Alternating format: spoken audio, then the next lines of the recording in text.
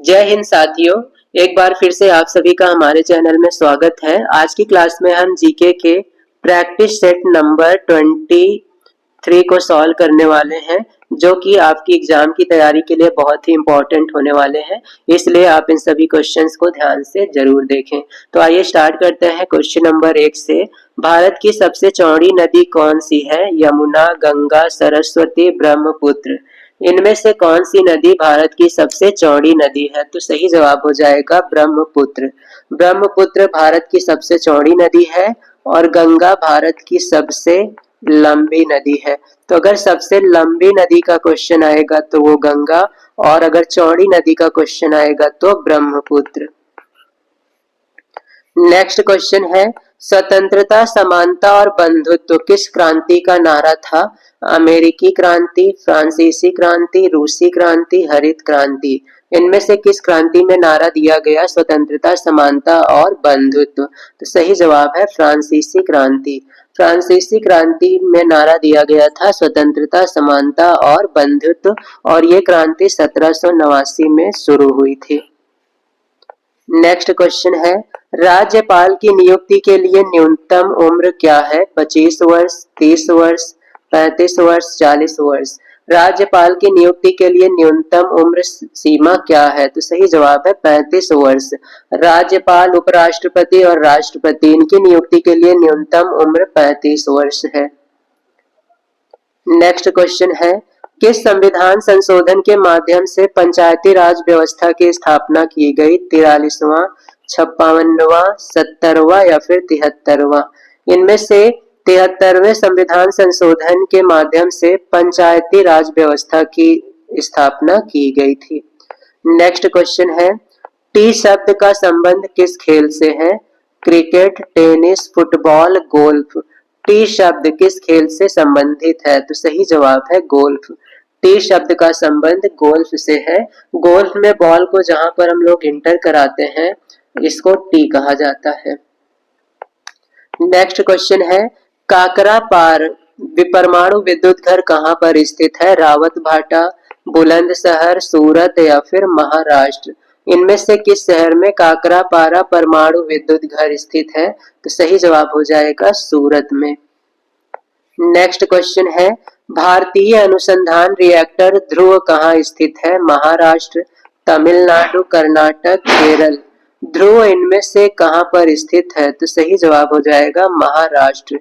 ध्रुव महाराष्ट्र में स्थित है।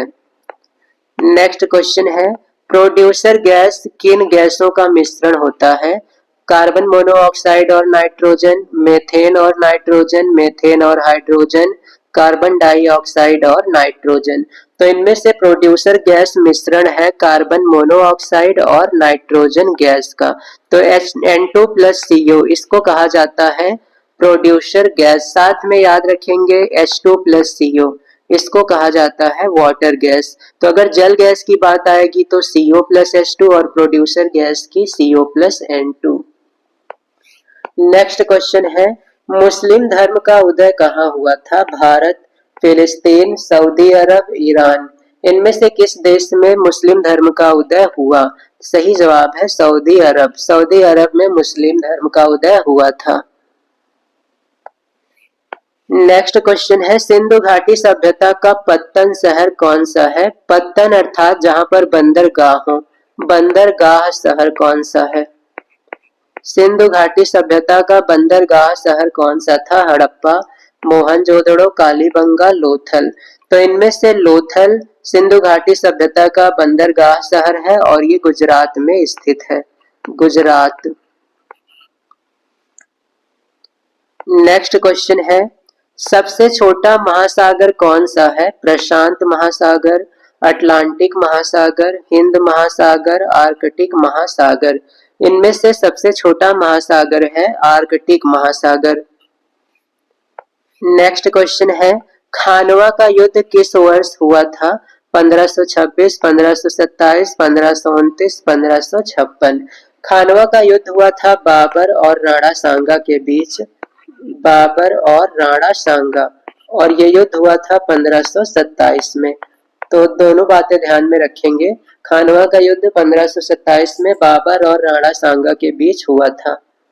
नेक्स्ट क्वेश्चन है, रेशम पालन क्या कहलाता है? एपीकल्चर, पीसीकल्चर, सेरीकल्चर या फिर इनमें से कोई नहीं। तो रेशम पालन हम लोग कहते हैं सेरीकल्चर को।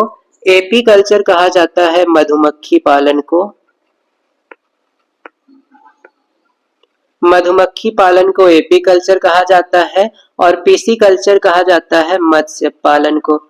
तो मत्स्य पालन कहलाएगा पीसीकल्चर। नेक्स्ट क्वेश्चन है, गेहूं के उत्पादन के लिए कौन सी मिट्टी उपयुक्त होती है? दोमट मिट्टी, काली मिट्टी, जलोढ़ मिट्टी या फिर लाल मिट्टी। गेहूं के उत्पादन के लिए इनमें से कौन सी मिट्टी उपयुक्त है? तो सही जवाब हो जाएगा दोमट मिट्टी।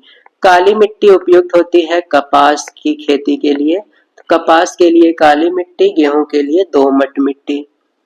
नेक्स्ट क्वेश्चन है, वायुमंडल में वार्षिक तापमान वृद्धि को किस नाम से जाना जाता है? वायु प्रदूषण, ग्लोबल वार्मिंग, ग्रीन हाउस प्रभाव, वायु दाब। हम सभी जानते हैं कि CO2 की मात्रा बढ़ने से अर्थ का तापमान लगातार बढ़ता जा रहा है और इस प्रभाव को कहा जाता है ग्लोबल वार्मिंग प्रभाव। पृथ्वी का तापमान प्रत्येक वर्ष थोड़ा थोड़ा बढ़ रहा है, यह प्रभाव कहलाता है ग्लोबल वार्मिंग।